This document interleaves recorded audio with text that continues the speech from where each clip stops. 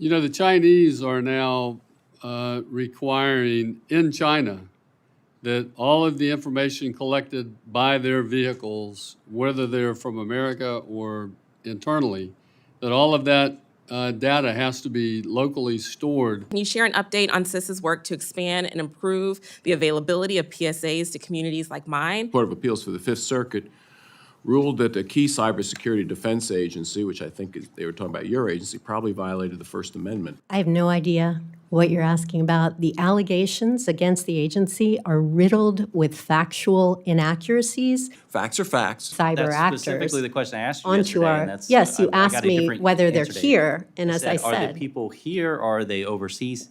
Are they overseas Well, the hacking into it, or are they here hackers- within our institutions? hackers are coming from China. They are on our civilian critical infrastructure.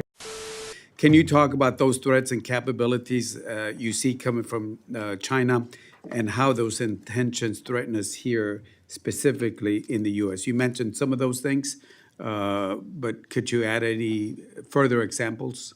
Absolutely, Ranking Member. You know, we've long been focused on cyber threats. Typically, it's been about data theft, intellectual property theft, espionage. And over the past year, we have seen this evolution for pre-positioning into critical infrastructure, specifically for disruption and destruction. That is the real difference here. And this is not an intel assessment. This is a threat that we have actually found through our hunting teams. We have eradicated and evicted these Chinese cyber actors in multiple sectors, as I mentioned, water, power, energy, transportation.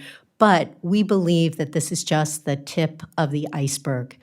And so we are working with critical infrastructure owners and operators across the country to make sure that they understand this threat, that they can identify and detect this threat in their network, and that they can put in place mitigations that can allow them to reduce the risk of potential mass disruption. A couple things, if I can take the time, it's really important for any constituents of yours. We need to make sure that if there is a cyber incident, that they are reporting it into CISA. We actually just launched an easy-to-remember 1-844-SAY-CISA for anybody who wants to report an incident. You know, the Chinese are now requiring in China that all of the information collected by their vehicles, whether they're from America or internally, that all of that data has to be locally stored, captured and locally stored. Do we have anything like that in America? No, sir. Okay. It's part of think we the should. well, it's You part know, of the I asked challenge. Secretary Buttigieg about this morning, Yeah. and I know we've reached out to DOD and Department of Commerce about these issues as well, but I was just curious. You know, if your agency has any intent to look at that as a requirement, Yeah. possibly by some of these people, maybe that's better for the Department of Commerce. I don't know. Yes, sir. I'm happy to follow up on that. You know, everything that we do, we focus very much on preserving privacy of data. That's certainly not the way our adversaries look at it, unfortunately, and it's why we're concerned about capabilities like TikTok, as you're well aware. Yeah. Okay. Well, I'll tell you another area that I think you guys are doing just incredible work is in school safety, and I know y'all have come down to my district actually and helped in this regard, which I really appreciate. And I think the public needs to know that CISA is taking that kind of a hands-on approach at a very local level to work with small businesses, work with our schools. And in fact, the schoolsafety.gov site that you have up, which is really a kind of a repository for all these great ideas, what is some of the feedback that you're getting? I know some schools, the more rural schools, they have difficulty with implementation. They may have a great plan. They may get a great plan from you, but they don't know what to do about it. Yeah, Sheriff, thank you for raising that. It's one of the things that people don't realize that CISA does, but it's so important. And, you know, I was down at, when we set up schoolsafety.gov, it was after the tragedy at Marjorie Stoneman Douglas, and I was just down there to visit the school. So it's been around for 6 years, but we have that schoolsafety.gov, which is basically a clearinghouse for so much information, physical security, cybersecurity, to help protect both teachers and students. And we have been engaging with hundreds of communities across the country to ensure that they're aware of all of these no-cost resources, to include, really helpfully, a grant finder tool. So they know how they can take advantage of these grants that are sometimes difficult to navigate if you're a less resourced entity across the country. And since this funding is one of the best ways for schools and places of worship and other community centers to get federal funding for their physical security, at a time when Islamophobic and anti-Semitic threats are on the rise, PSAs are more important than ever.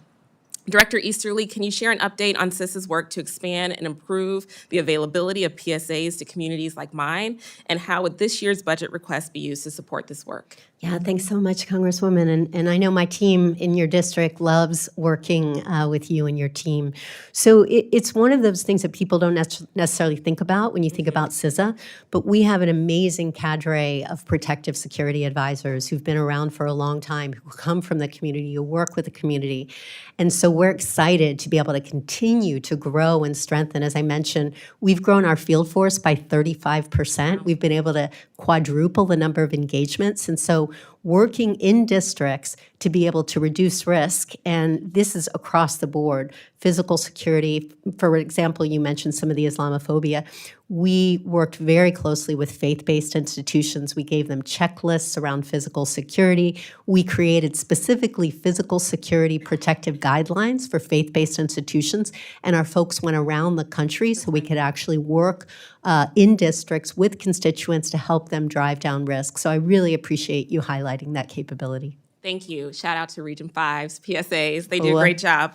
Please let us know if you need additional resources to support their great work. Now I want to turn to the growing digital threats posed by foreign governments like the People's Republic of China.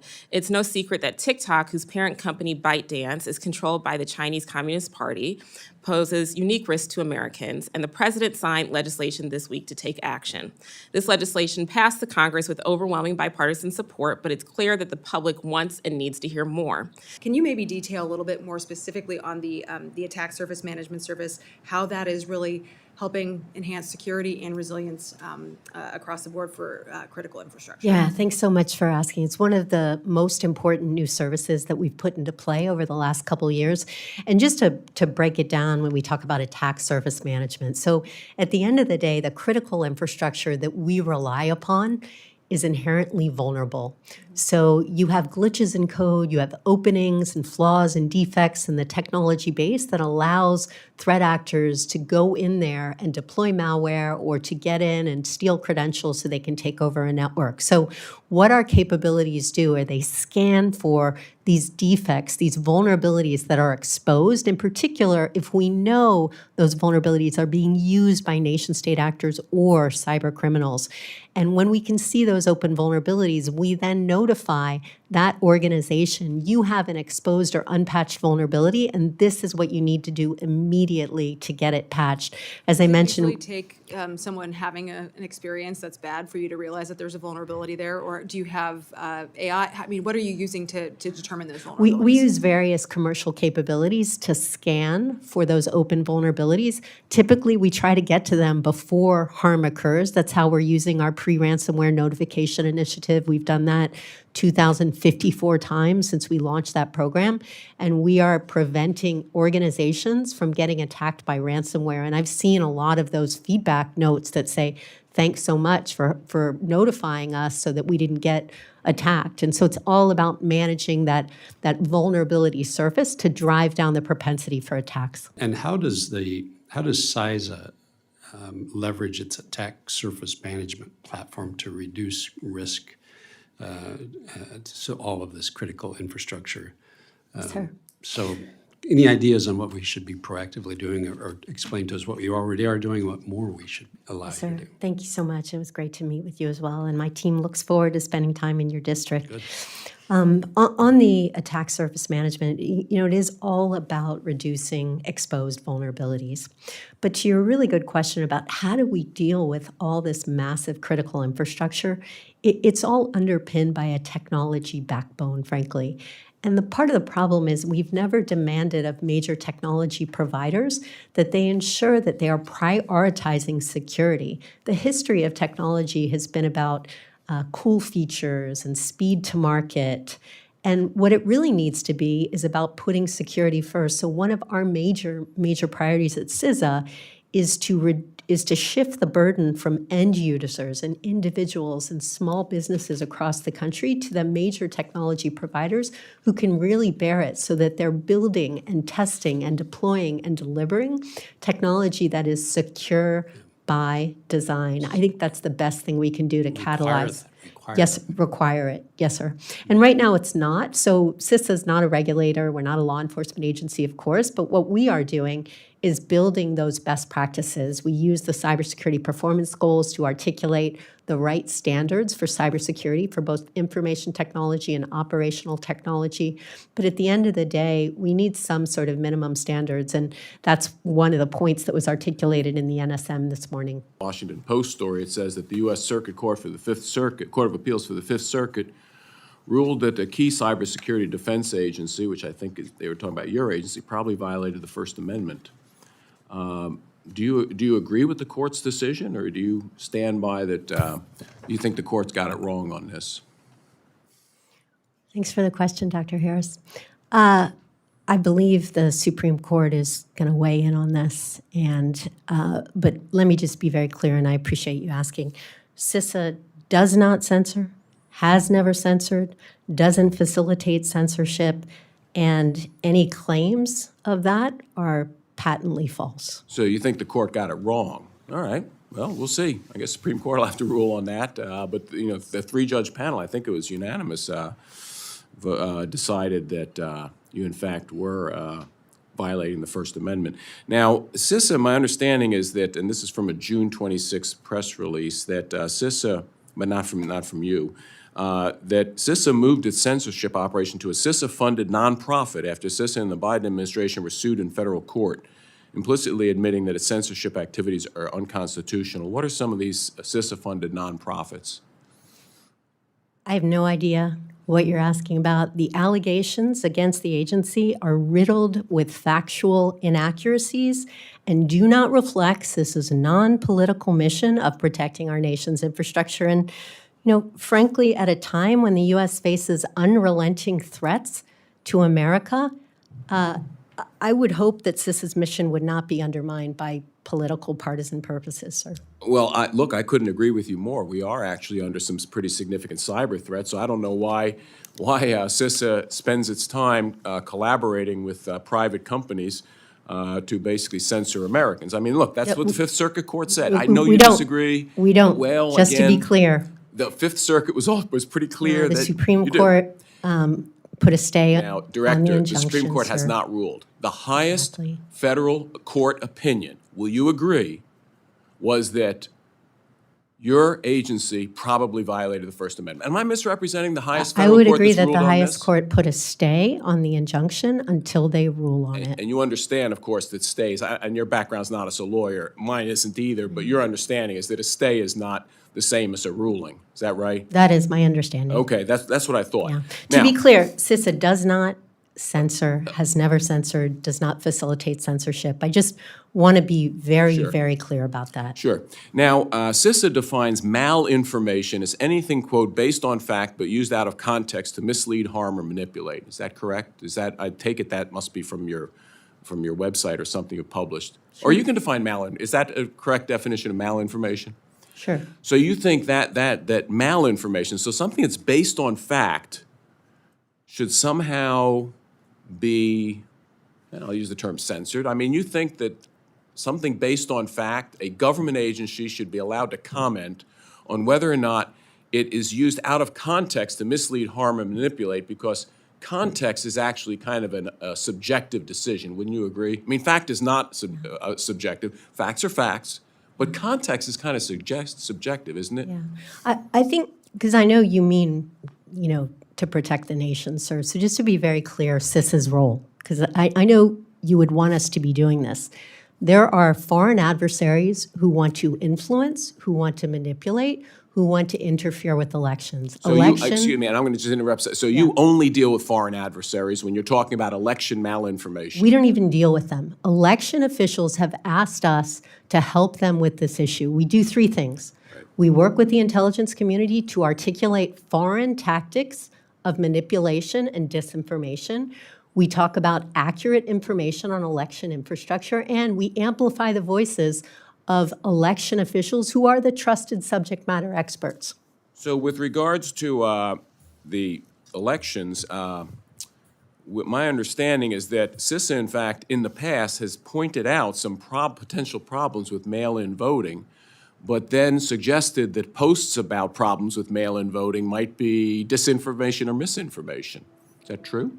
I'm not familiar with that. I'm happy to follow up I'll get you on the it. details. And finally, I see my time is running out, but I do, following up on the China threats, you know, in agriculture, obviously DJI is a maker of most of the drones. They fly over some pretty sensitive areas that are adjacent to defense facilities, for instance. And I would hope that we're looking carefully as to whether or not we're losing critical information. And I would rather you spend your time on that than election integrity. I yield back. Point out that last year when you were before this committee, you said to me in my testimony, you said, just to be totally crystal clear, as I think you want me to be, we don't censor anything. We don't flag anything to social media organizations at all. It seemed to me with there's been much ado about this, that maybe we were arguing over maybe the definition of what is, but it seems like your testimony today is that CISA has never worked with, coordinated with third-party institutions or groups to have any sort of influence or at all in social media companies. Yeah, Is that your thank testimony? you for asking, because it's Is that your good for us testimony? to be able to talk publicly about this. So on the substance of the issue, just to be very clear, in 2018 and 2020, so before I was the director, actually under the oversight of the last administration, based on asks from state and local election officials, CISA took information from election officials who were worried about foreign activity, saying things like, this election, the election polling place is here, not there, or it's closed. They would take that information and forward it to social media companies, not telling them what to do, not saying to take it down, not encouraging them to do anything other than this is information from a state and local, by the way, of both parties across the country. We passed it to those social media companies, again, before I got here, 2020, and we said, do with it what you will. Now, that happened 200 times. And when I came in, I said, this is really not worth resources to be passing information. And so we stopped the program. But again, that occurred under the oversight in the last administration, and we are not doing it under my leadership. Why would the Fifth Circuit of Court of Appeals say this? It said CISA was the primary facilitator of the FBI's interactions with social media platforms and worked in close connection with the FBI to push the platforms to change their moderation policies over hack and leak content. Now, hack and leak content was referring specifically to the Hunter Biden laptop from hell, which some have labeled foreign information. So I'm not sure when you're sitting here saying, oh, well, we're dealing with foreign information, that you're not talking about this. It seems like the court had done a lot of due diligence CISA played on no this. role, had nothing to do with the Hunter Biden laptop, and the allegations of CISA censoring anything are patently false. Okay. The allegations are We riddled have your with factual testimony, it's on record, inaccuracy. it's under oath. Wonderful. We'll Thank move on. You're familiar with Executive Order 14019, dealing with elections? I think that's on voting access, correct? Yes. Have you presented your report as required by it says within 200 days of the date of this order, the head of each agency shall submit to the Assistant President for Domestic Policy a strategic plan. Have you submitted your strategic plan? No. And we would be I'll go back and get the specifics, but Do you think that the executive order is not valid? Is we that why? do election infrastructure security, so we would not have a role in that specifically. And so I'm pretty sure we didn't submit anything on that, but I'm happy to go back and verify that, because election infrastructure security is what we do. We don't do things like voting access, Okay. and we don't have That's good to hear. There expertise in was a that, FOIA in that request. area either. There was a FOIA request after this deadline that was not replied to, is my understanding. So that would be good news to hear. We'll double check on that and make sure that's happening. I do want to touch on one topic we talked about, of course, is China. The question I had asked you in the office was whether this was coming from people hacking in overseas or whether it was domestic, and what was your answer? So what the Chinese cyber actors are using is a series of obfuscated infrastructure to be able to jump into our domestic civilian infrastructure. So it's coming overseas, but going through a series of layered infrastructure and taking advantage of the defects and the flaws and the inherent insecurities in that civilian critical infrastructure. Okay, yesterday when I asked you about this, you said that I said, are they here or are they overseas hacking in? And you said that they're here, they're taking advantage of like home networks, home routers. Absolutely. And the like. So Yeah, are they here or are they? They are hacking from China into U.S. critical infrastructure. When I was talking about the small office, home office routers, Right. essentially they are open access points because there's very insecure technology. And so they're jumping from one layer of infrastructure onto these small office, home office routers that are very insecure, and then using them as a launch point into our civilian critical infrastructure. So of course they're coming from China because they're Chinese cyber that's actors. specifically the question I asked you onto yesterday. our, And that's, yes, you I got asked a me different whether they're answer to you. here, and as I Are said, the people here or are they overseas? I said, are they overseas well, the hacking into it or are they here hackers- within our institutions? hackers are coming from China. They are on our civilian critical infrastructure, and it's not like people are on it. It's I understand that, Right. but the question is, are they domestic here inside the institutions working to hack? Are they neighbors? Specifically, the example we talked about was like being close to one of these routers and being able to hack in and hackers are overseas. overseas Okay, coming into our civilian infrastructure, which doesn't make it any better, I don't think. okay. A couple of weeks ago, or whatever it was, there was a hack into a healthcare clearing network, or, don't laugh at me. Change healthcare. Yep. Yep. When you are basically, when we're looking at the budget, if you could identify, just a follow-up, here's the stuff, since it's obviously infrastructure, the healthcare, what we learned from that, blah, blah, blah, and without telling any secrets, but basically kind of say, this is part of the increase, if it is in fact the case, Yeah. in terms of trying to check that healthcare box to make sure that we're paying appropriate attention as a result of what happened there, which I think was Yeah.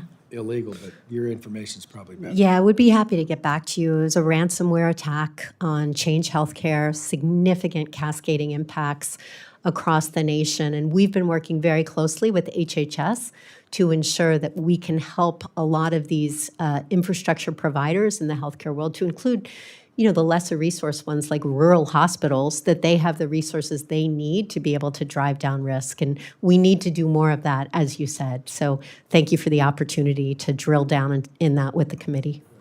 We're going to go ahead and adjourn the subcommittee. Thanks.